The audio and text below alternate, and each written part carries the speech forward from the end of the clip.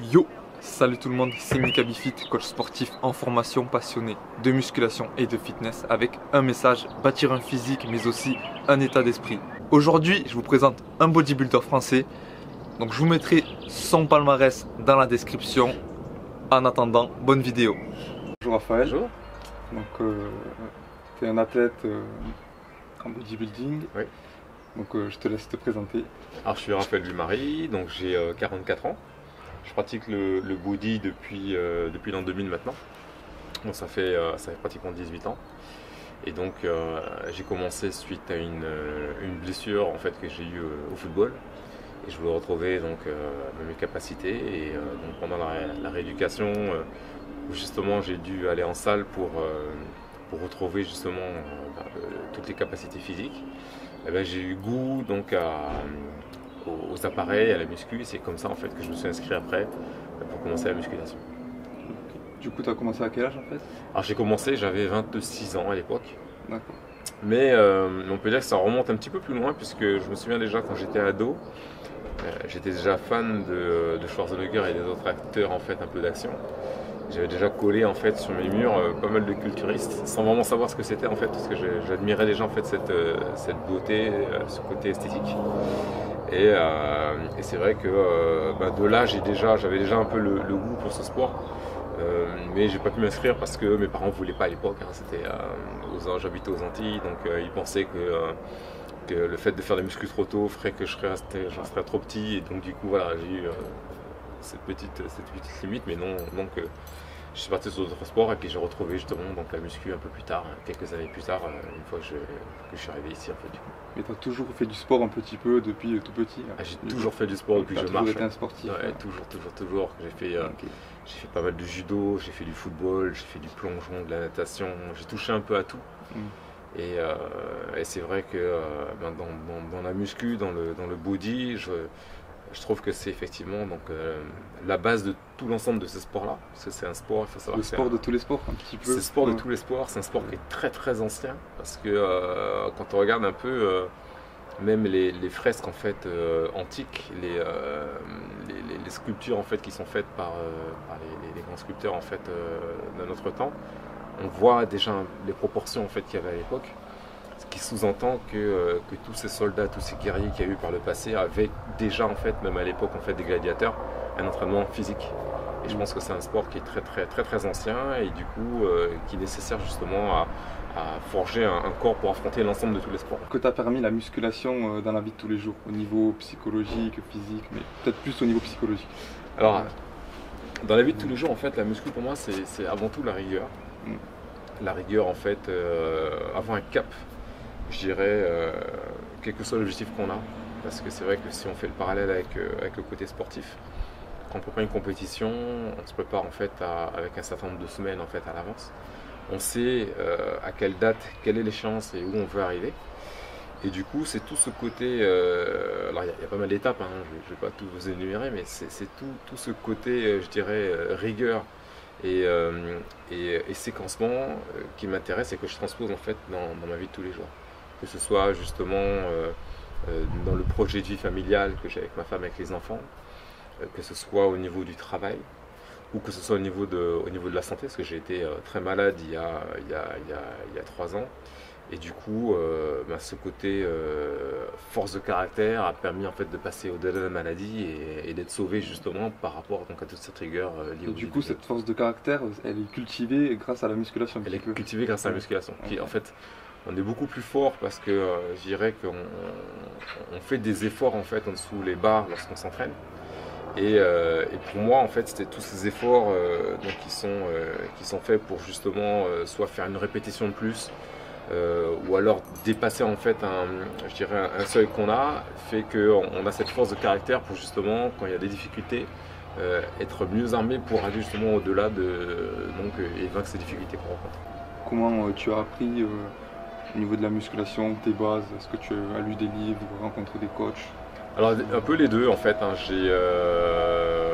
Moi je me dis entre guillemets un peu autodidacte en fait, j'aime bien apprendre des choses par moi-même.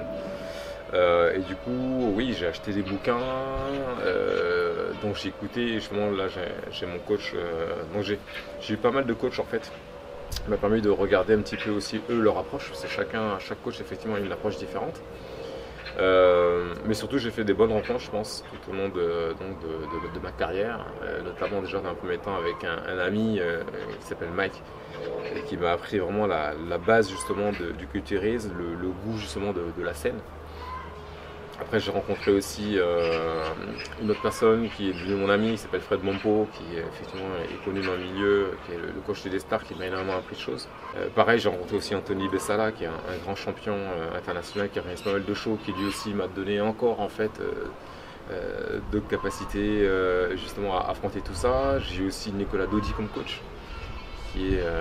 Voilà, tous ces gens-là sont des personnalités du milieu culturel naturel. Et puis là, en ce moment, je suis coaché par Jérôme Petit, qui lui aussi s'occupe en fait de faire ma diète, mon training.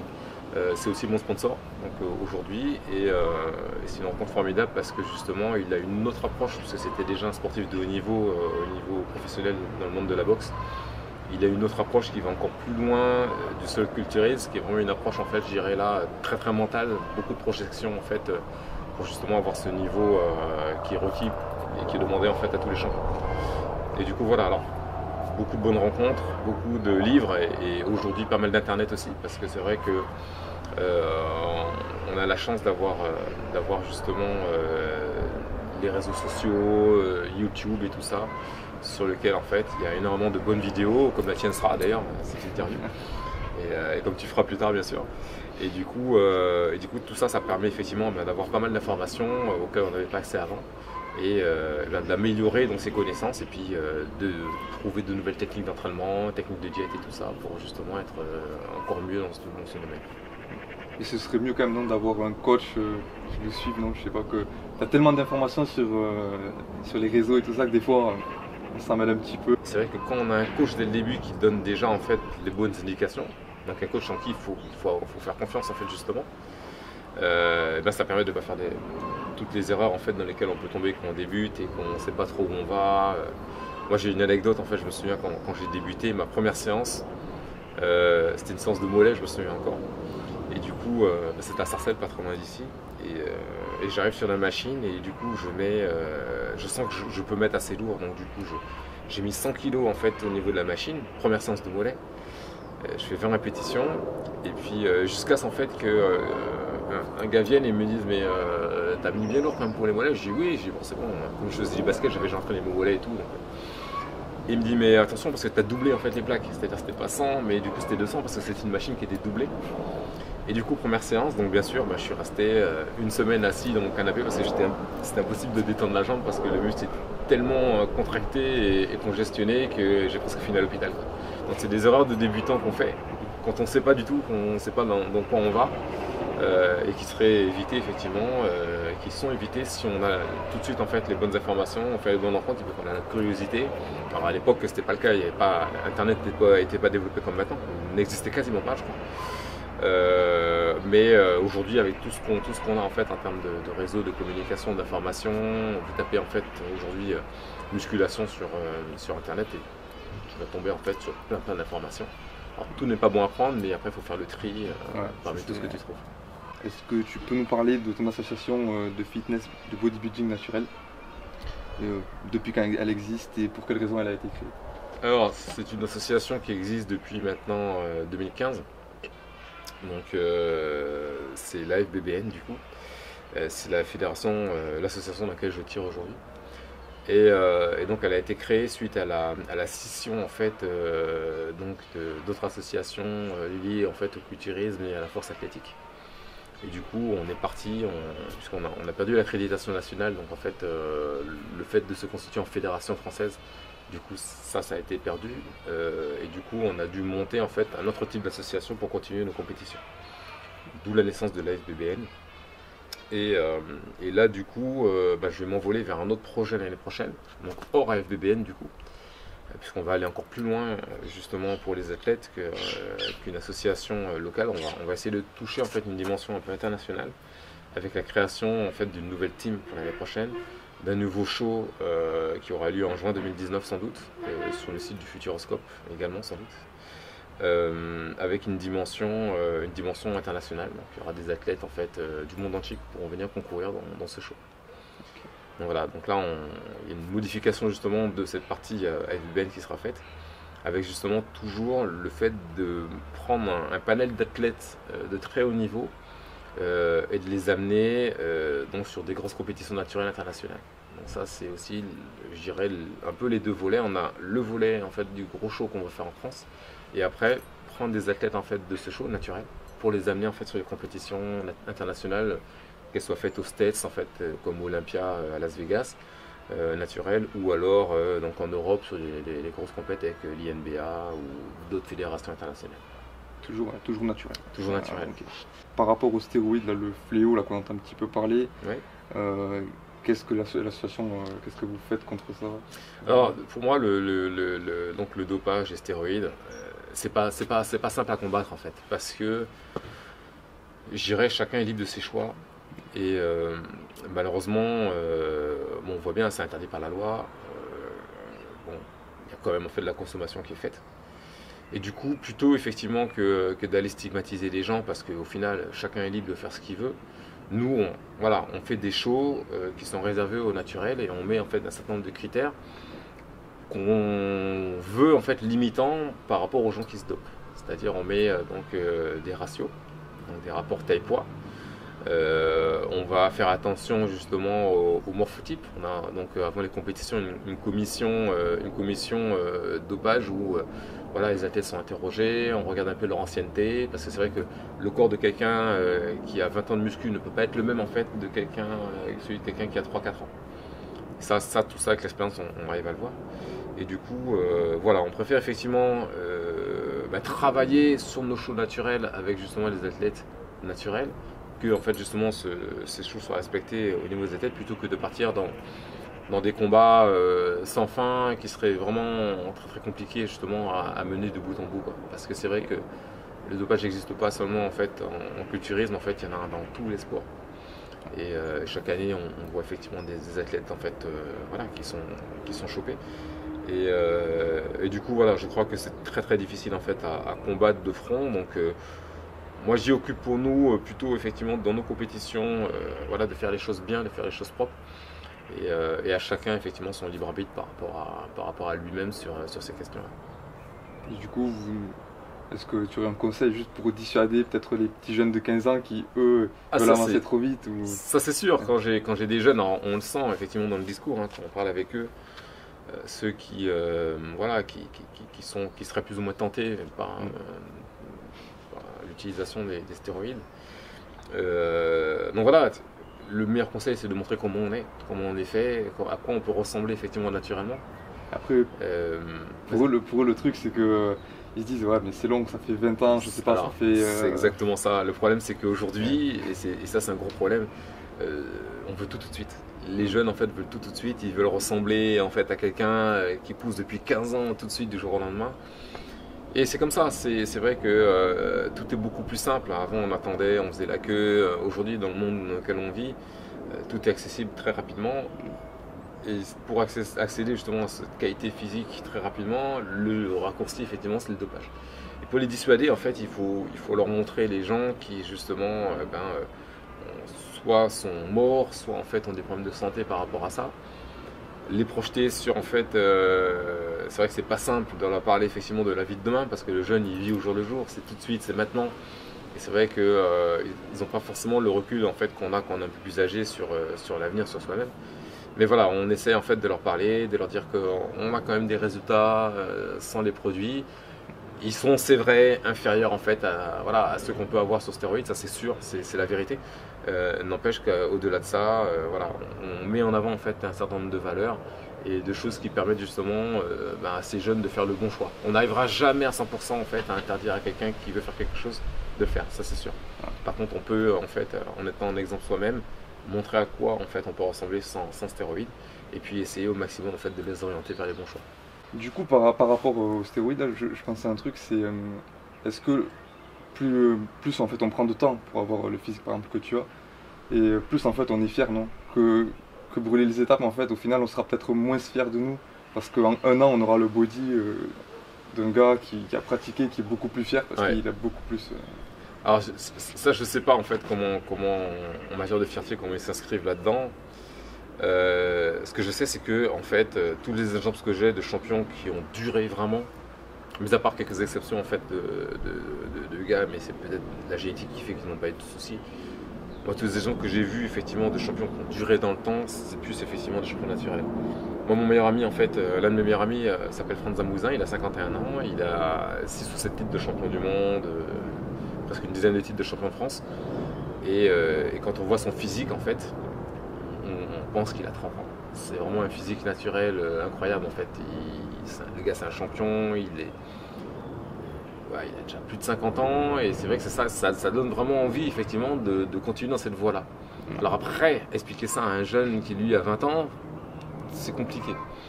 C'est compliqué en fait de lui dire voilà en fait il y a 30 ans quand même, au bout de 30 ans à quoi tu peux ressembler, alors qu'effectivement on le placarde justement d'athlètes qui sont surgonflés et que lui il a envie dans sa tête de ressembler à ça. Effectivement c'est un peu compliqué. Mais après sur la fierté, je ne saurais pas dire parce qu'au final c'est vrai que c'est un peu propre à chacun. Mais c'est vrai que moi je suis quand même fier quand les gens pensent que je suis dopé. Ça m'arrive aussi. Les gens pensent effectivement que je prends des... Oui, parce que je me dis que si l'autre en fait me dit oui que je prends des choses alors que j'en prends pas, c'est que forcément effectivement le travail que je fais il est bon. Voilà. Et qu'il faut continuer dans cette voie-là, c'est qu'au final j'en ai pas besoin. Voilà. Donc quand même c'est une fierté d'être naturel quand même. Ah oui, ça c'est clair. D'être naturel effectivement et d'atteindre justement des bons niveaux. Alors j'ai pas un niveau non plus exceptionnel, en compétition je suis à 72 kg pour 1m77, donc je suis à -5 au rapport taille-poids, donc c'est vrai que bon voilà ça fait relativement fin, mais l'illusion qu'on crée pour les compétitions et la façon effectivement de poser et de montrer en fait ses points forts, on a l'impression que je suis beaucoup plus lourd que ça en fait au final. Donc voilà, moi ça me va. Pourquoi tu penses que la musculation c'est un sport qui est plutôt mal vu? Alors donc pour moi c'est ça, c'est les clichés qui sont véhiculés autour de ça. Alors souvent c'est amené par les pratiquants qui peut-être pour certains se montent un petit peu trop sous l'angle arrogant, ce genre de choses. Ce qui fait que tout de suite en fait les gens sont peuvent être déjà impressionnés en fait par la carrure, par le physique. Et en plus, si en face de ça, il y a de l'arrogance, une espèce de forme de sentiment de supériorité de la part de ces gens-là, tout de suite ça peut créer effectivement des distances. L'idée effectivement, donc pour ramener un petit peu ce sport, je dirais, dans la tête des gens, de façon à ce qu'ils croient et qu'ils voient effectivement ce sport sur un autre angle, c'est de rencontrer les gens, de leur parler. Que les gens viennent en salle. C'est à nous de faire le pas du coup. Ah, c'est à nous de faire le pas. Ça c'est sûr, c'est à nous de faire le pas. C'est vrai que je pense que le commun des mortels ne viendra pas de lui-même. Parce qu'il faut être costaud quand même pour pousser la porte d'une salle de gym alors qu'on n'en a jamais fait. Aujourd'hui c'est beaucoup plus simple avec les chaînes, les fitness parks parce que c'est accueillant. À l'époque, les salles c'était vraiment en fait des endroits très cloisonnés, très fermés, on ne sait pas trop ce qui se passait dedans, on pousse la salle, on voit des mecs qui hurlent sous des barres, ça peut faire peur. Donc du coup, voilà, c'est tout ça qui a fait que les gens se sont un peu éloignés. Mais dès lors en fait que vous rentrez un petit peu dans ce, je dirais, dans ce cercle un peu privé, et qu'on commence à comprendre en fait les codes qui y sont, comment ça fonctionne, comment ça marche. Parce que c'est vrai que si on analyse effectivement un club de sport, il y a beaucoup de personnes, ça fourmille. Les gens sont en mouvement en fait dans les salles les uns les autres, mais il y a quand même en fait une cohérence dans tout ça. Et si on arrive en fait à rentrer dans le système, à comprendre en fait comment ça fonctionne, finalement on casse justement ces barrières qui sont faites parce qu'on a compris en fait dans quoi on est. Et pour ça, il faut que, je dirais, au final l'effort doit être fait des deux côtés, du côté des athlètes aussi, à s'ouvrir donc aux autres. Peut-être effectivement, et c'est le regret en fait que j'ai un petit peu dans la fédération, donc dans la FBN où j'étais, je pense qu'on ne s'est pas mis assez en avant dans les centres commerciaux, dans les fêtes, des choses comme ça, pour rencontrer les gens avec des stands, pour vraiment en fait leur faire comprendre qu'est-ce que c'est que la musculation, à quoi ressemble un champion. C'est juste limité en fait au salon du body quelquefois, des choses comme ça, où effectivement les gens qui viennent déjà là, ce sont des gens qui connaissent déjà. Mais malheureusement, on n'a pas fait le travail en fait pour atteindre ceux qui ne connaissent pas et qui auraient aimé peut-être en fait se muscler, mais qui ont peur justement de côtoyer les salles, etc. Donc les efforts doivent être de deux côtés. Un effort de curiosité de ceux qui ont un regard externe, et un effort justement, je dirais, d'ouverture des athlètes en fait et des pratiquants. Est-ce que tu as des modèles d'inspiration? Oui. Alors oui, j'ai quelques modèles effectivement.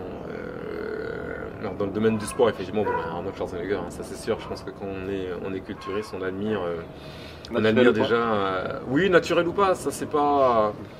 Je dirais, c'est vrai que en dessous, effectivement, donc un champion, qu'il soit naturel ou pas, il y a un homme en fait qui avait un objectif et qui a su mettre en place en fait la rigueur pour atteindre ses objectifs.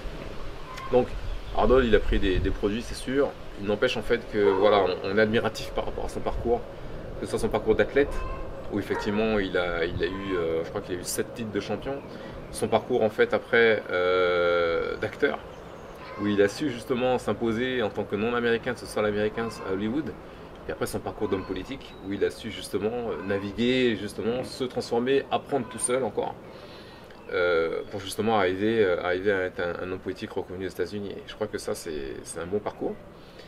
Toujours dans le domaine sportif, j'admire aussi le physique de quelqu'un comme Frank Zane, qui est un ancien champion, qui a une ligne, pour moi, c'est ce qu'on a fait de mieux en fait dans ce domaine en termes justement je dirais de physique et d'esthétisme. J'ai beaucoup admiré aussi Serge Nubret, que j'ai rencontré à Sarcelles, puisque c'est là que je l'ai vu. Donc il m'a signé un autographe. Donc il est décédé il y a quelques années, mais pareil, un grand champion antillais, un peu l'exemple en fait des Antillais. Un homme qui avait aussi pareil cette capacité en fait à l'époque, c'était pas simple. Donc il a fait des films, il a fait en fait un concours en Afrique du Sud au moment de l'apartheid. Donc tout ça c'est pas neutre, il fallait y aller quand même en fait. Et c'est vrai que pour moi ça fait partie des grands. Et puis après sur le non sportif en fait, j'admire bien sûr quelqu'un comme Barack Obama pour son côté brillant, son côté homme politique qui a réussi, son charisme en fait énorme quand il prend le micro. Ça c'est vraiment pour moi des personnages à haute valeur auxquels on aurait aimé ressembler. En tout cas, je pense qu'il y a quelque chose en fait à prendre dans ce qu'ils ont fait et à transposer sur une propre vie en fait. En tout cas. De Barack Obama, qu'est-ce que nous, les pratiquants de musculation, qu'est-ce qu'on peut prendre Je pense qu'on peut prendre chez lui le côté routine, le côté rigueur. En fait. Parce que je pense que pour atteindre le niveau qu'il a eu là, il a dû répéter ses gammes en fait, comme tout le monde, pour justement arriver à son objectif. Que ce soit en fait la répétition des discours politiques, ça c'est pas quelque chose qui s'improvise comme ça, il y a énormément de travail derrière. Que ce soit la répétition quand il était avocat, donc le fait de travailler sur justement ses plaidoiries ou ces choses comme ça, ou pendant ses études. Ou alors encore, que ce soit la rigueur qu'il avait quand il était chef d'État, à se lever en fait à la même heure, à faire la même chose, donc à justement avoir un certain statut face aux gens. Et puis aussi surtout, et là donc il y a un parallèle à faire avec le sport, c'est sur le côté charismatique en fait. Sa façon de se comporter sur scène, sa façon de capter la lumière en fait dès qu'il prend le micro. Et ça, c'est un peu ça qu'on veut quand on est sur scène. Donc tout de suite en fait, avoir l'accroche des yeux dès qu'on rentre sur scène, pouvoir capter justement aussi l'intention les juges, le regard. Tu as des compétitions en vue? Oui, alors donc là j'en ai 3. J'en ai 3 au final cette année. Donc là, dans 6 semaines, j'ai la finale du championnat de France à FBBN, donc je vais défendre mon titre. Voir si j'arrive en fait à prendre mon 3e titre de champion de France. Donc ça va pas être simple parce que effectivement mes potes me disent oui ça va le faire, mais il y a un petit jeune que j'ai repéré qui est pas mal du tout. Donc il était déjà pas mal en demi-finale. S'il sèche un peu, ça sera encore plus compliqué. Donc voilà, il faut que je cravache en fait pour aller chercher le titre, mais c'est très bien. C'est comme ça que je conçois les choses. Donc ça c'est la première compète en juin, le 16 juin au Futuroscope du coup. Ensuite, j'ai un championnat professionnel en fait à Paris qui est le National Fitness Ratio, donc NFR, qui est organisé par Anthony Bessala. Donc ça a lieu le 20 octobre. Et du coup, là pareil, je vais tomber effectivement contre des athlètes de niveau international parce que c'est un concours, on est professionnel en fait sur cette fédération-là. Et du coup, voilà, il y aura du gros niveau, il y a de l'argent à gagner en plus, donc c'est intéressant. Donc il y a de l'argent à se faire quand même dans le bonus naturel. Et puis après, j'aurai un championnat d'Europe avec l'INBA, donc l'International Natural Bodybuilding Association, donc, qui est une fédération américaine, et qui effectivement a un championnat d'Europe en fait en Hongrie fin octobre 2018. Et voilà, donc, auquel je participerai et j'essaierai d'aller prendre le titre de champion d'Europe. Est-ce que tu es coaché par quelqu'un et est-ce que pendant une préparation à une compétition, est-ce que c'est indispensable un coach? Oui. Alors je suis coaché et sponsorisé en ce moment par Jérôme Petit de la Team Centaure en fait, c'est le nom de l'équipe. Et donc on travaille ensemble depuis maintenant près d'1 an et demi. Et il m'a aidé effectivement à retrouver en fait un physique de très très bon niveau après la maladie que j'ai eue. Et du coup, oui, je pense que quand on est en compétition, qu'on veut vraiment aller atteindre l'excellence, sauf en fait cas exceptionnel où on est déjà un très très bon athlète, donc avec une bonne génétique et on n'a pas besoin de coach, parce que du coup, on sait exactement ce qu'on doit faire et on n'a pas besoin d'être cadré. C'est pas le cas de tout le monde. Moi, j'aime bien effectivement être sur des rails et pas avoir à trop réfléchir sur moi-même en fait quand je suis en compétition, juste appliquer ce qu'on me dit de faire et avoir justement cet extérieur qui peut en fait me dire attention, travaille plus sous cet angle-là, travaille plus tel ou tel domaine pour justement arriver à performer. Comme ça, je me dédouane complètement en fait de réfléchir sur effectivement donc des plans alimentaires, d'avoir des doutes. Il suffit juste que je suive en fait l'entraînement et la diète de mon coach à la lettre et je sais que ça va fonctionner. Donc effectivement, pour moi, hein, quand on veut vraiment franchir un cap et renforcer justement ce sentiment un peu de sécurité, je pense qu'il faut prendre un coach à un certain niveau de préparation. Ouais. Est-ce qu'un coach a besoin d'un autre coach s'il se prépare une compétition? Je pense oui. Je pense que oui. Je pense que ce serait une erreur effectivement que le coach tout seul dise voilà, moi ce que je connais, je sais ce que je fais, c'est suffisant. Alors même s'il n'a pas besoin effectivement d'un coach forcément comme proprement dit, il lui faut quand même un œil extérieur. Parce qu'à un moment donné, on peut manquer de discernement, on peut se trouver super face au miroir et puis au final on n'est pas dans le vrai du tout. Moi je crois qu'il faut quand même des gens qui sont très objectifs. Moi j'ai un pote qui le faisait très bien, qui venait me voir en fait, une semaine, 2 semaines de la compétition, qui me disait bon écoute, vas-y tu peux y aller, là c'est bon, t'es prêt? Ou non écoute on laisse tomber, t'y vas pas, c'est pas bon. Donc il faut quand même avoir ce personnage là qui est capable non pas de vous raconter ce que vous voulez entendre, mais vraiment en fait ce qu'il faut entendre. On a tendance à se trouver des fois bien et on veut se persuader, mais voilà, il faut quand même avoir cette personne extérieure qui permet justement de nous dire ah non attention, et à mettre les bons curseurs d'alerte où il faut. À quelle fréquence tu t'entraînes et tous les combien tu changes ton programme? Alors là en ce moment je suis sur un programme en fait qui mixe un peu la force et le volume, parce que je suis sur un programme de maintien, parce que j'ai fait quand j'avais fait le top de Colmar et qu'il y avait pas mal de temps entre le top de Colmar et la finale du championnat de France, donc il a fallu qu'on fasse avec mon coach une diète de maintien qui est, je crois qu'on doit être sur du 2300 kcal, quelque chose comme ça. Donc pas de quoi grossir, mais pas de quoi en fait perdre de la masse non plus, plus effectivement il y a pas mal de glucides, donc ça permet de stabiliser. Et donc en ce moment l'entraînement c'est un entraînement de 5 jours sur 7. Donc, mais je ne respecte pas parce que j'essaie de m'entraîner un petit peu tous les jours quoi, en fait. Comme la salle je l'ai à disposition, donc ça peut m'arriver un soir de passer, je vois comment on a déménagé, je faisais la vaisselle dans le box et puis après la vaisselle j'avais envie de faire une petite séance d'épaule, donc j'ai pris 30 minutes et... Est-ce que c'est quelque chose voilà. qui te démange en fait? Ah oui, de temps en temps, voilà, je passe c'est une drogue. C'est une drogue, si jamais en fait j'ai fait un petit écart, j'ai mangé quelque chose qu'il fallait pas, voilà, pour me déculpabiliser, je prends les haltères, je fais une petite séance rapidement. Et du coup voilà, il n'y a pas... C'est vrai qu'on dit oui sur entraînement, mais je ne sais pas si sur entraînement au final ça existe en fait. En gros, je ne suis pas sûr. Je crois que ça existe forcément, mais quelqu'un qui s'entraîne tous les jours, ça ne veut pas forcément dire effectivement qu'il sera forcément sur entraînement. Il faut la récupération, mais après chacun a le physique qu'il a et chacun appréhende justement ses efforts et cette récupération à sa façon. Je crois que j'ai pas l'impression effectivement que si on s'entraîne tous les jours, on sera forcément, il faut forcément laisser 2 jours de récupération. Mais il y a un crossfitter d'ailleurs en fait qui s'appelle à son nom, je crois que c'est Rich Froning, quelque chose comme ça. Rich Froning. Ouais. Qui lui s'entraînait tous les jours et toute la journée.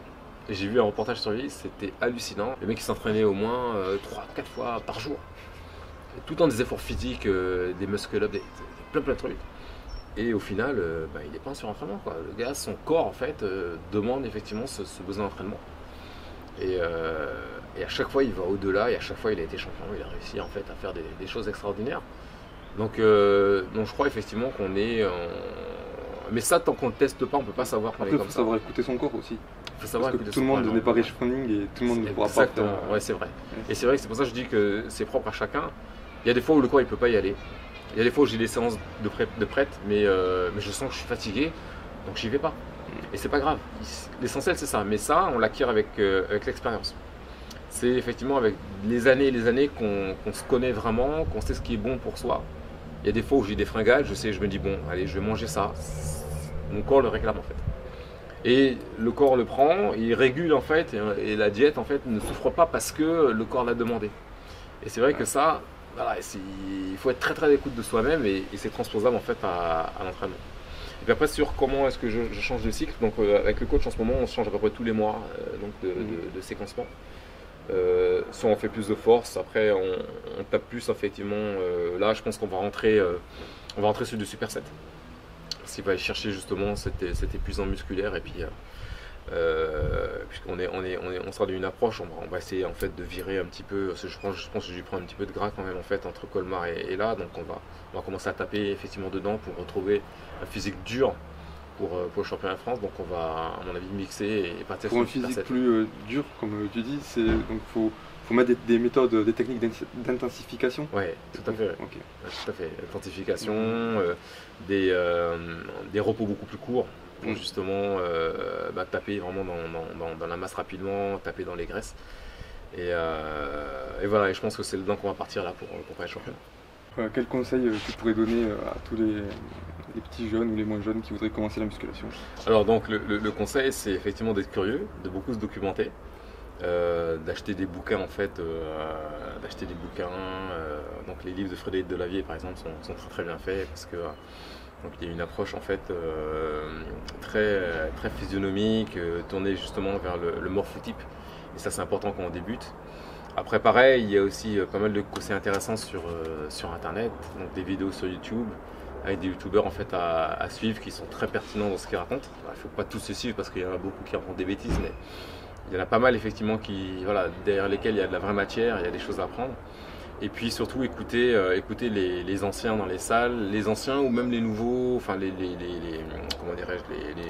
jeunes qui peut-être effectivement sont déjà passés par toutes ces phases donc de découverte en fait de ce sport et qui seront capables en fait de répondre à pas mal de questions et du coup d'éviter aux jeunes en fait de faire des erreurs de débutants, quoi. Et du coup de gagner du temps, puisque c'est vrai que c'est ce qu'ils recherchent.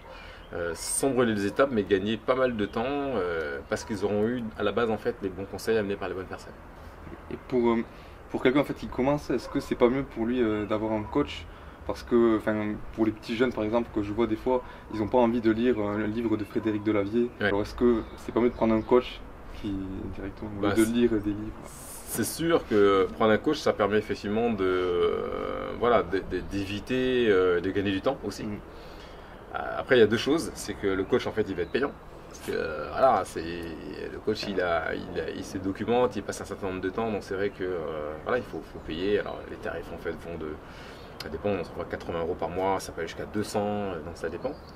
Et après, il ne faut pas non plus en fait que le fait de prendre un coach fait qu'on s'affranchisse d'apprendre des choses.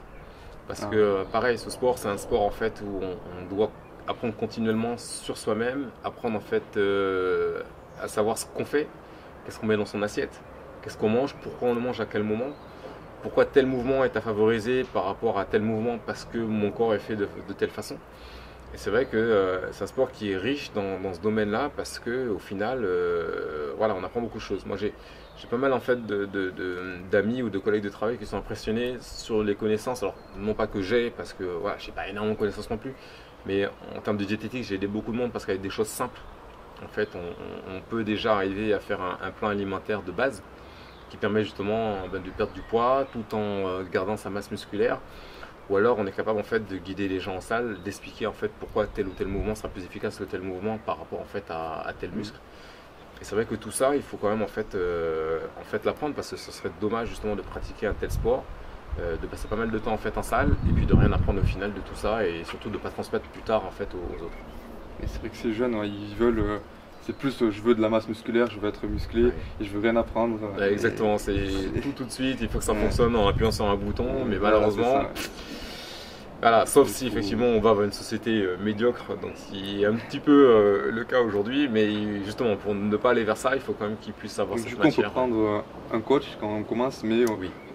il faut apprendre aussi de par soi-même. Ah oui, il faut avoir la aussi curiosité de demander au coach pourquoi est-ce qu'il met tel ou tel truc, et voilà, le coach il sera jamais fermé à expliquer pourquoi en fait.